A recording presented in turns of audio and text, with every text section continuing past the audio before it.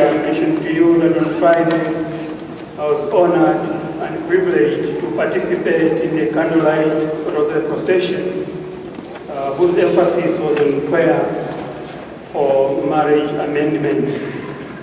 And today's readings really are quite suitable, most suitable for this kind of cause, because they talk about marriage, issues related to family life. And during the service, the bishop made a very interesting reflection from the first reading. Eve fashioned out of the side of Adam while he was in deep sleep. Seeing that image as reflecting our own Adam with Jesus Christ on the cross in his deep sleep, blood and water flowed from his side, from his pierced side. Water signifying the sacrament of baptism, and blood signifying the Eucharist, the bread of life. And from these, and through these sacraments, the church is fashioned from his side. Our new Adam and his spouse being the church. Sacraments that are necessary for our salvation. And as you know, without the priest, there cannot be any sacraments at all. Without priest, no sacraments. And without sacraments, no church. And without the church, salvation remains a challenge. St. John Mary Vianney once said, leave a parish for a couple of years without a priest. People in that parish will start worshipping animals. Very harsh way of putting things, but it is the bitter truth. He says, leave the parish for a couple of years without a priest. In other words, without sacraments.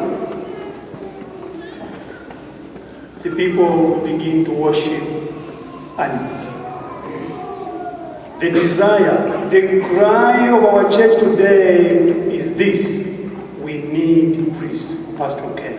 We need priests in our communities. We need priests in our parishes. And we know that combining parishes won't solve our problem. Closing down our parishes won't solve our problem. Coming up with a pastoral team that caters for a cluster of parishes does not solve our problem.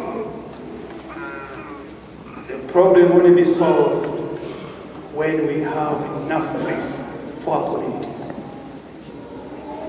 So wherever I go, whether in Zambia or in Europe and in the United States of America, the cry is the same. We need priests. Thanks be to God, Chipata Diocese, like one of the many dioceses in Africa, we are experiencing a boom in vocations. More and more young men and women are responding to the call of God to become priests, to become religious men and women. This year alone, I ordained 5 young men to priesthood and 7 young men to the order. Next year, hopefully, we'll have 7 new priests for my diocese. I have 43 major seminarians. 3 major seminarians. So vocations for us is a special blessing. But there are many challenges that I face as a local ordinary. Is how to raise money in order for me to send these young men to the major seminaries.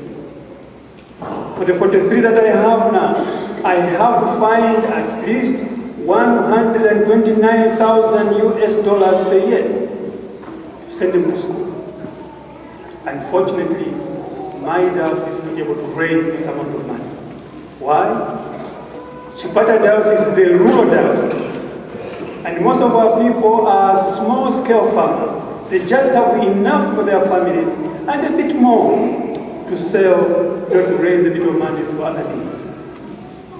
They have children to go to school. They have to think about school fees. They have to think about health services. And also, remember that HIV and AIDS has devastated our communities, has left so many orphans to be looked after. And that in itself puts so much pressure on the family.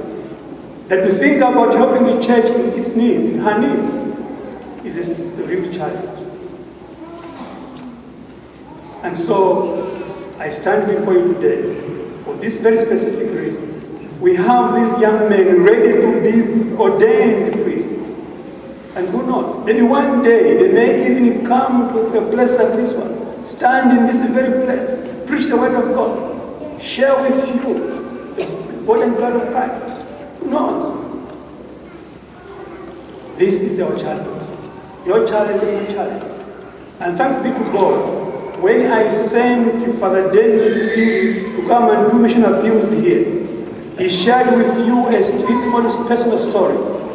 And some of you were touched to a point that you came up with an initiative called the Mission Tree Initiative, in order to respond to the needs of our diocese. And with that initiative, I felt compelled to come to this community and say thank you personally to all of you participating in this project of Mission Tree, because your initiative is a lifeline of the diocese. I've come to personally say thank you to all of you who intend to promote this Mission Tree project, because whatever we're going to invest in that will be for the benefit not only for Chipata Diocese, but for the entire Universal Church. And as I said, who knows, you may in turn be the beneficiaries of that initiative.